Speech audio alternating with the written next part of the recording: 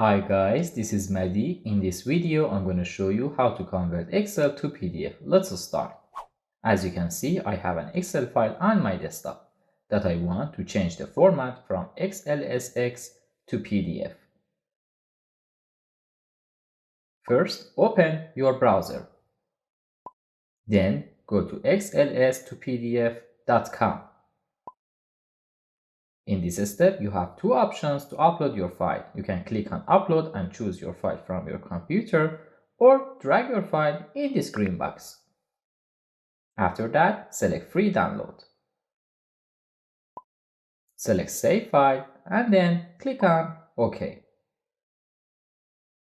Go to your downloads and open your file. As you can see, the format changed from XLSX to PDF. I hope this video was helpful for you. If you have any questions, please let me know.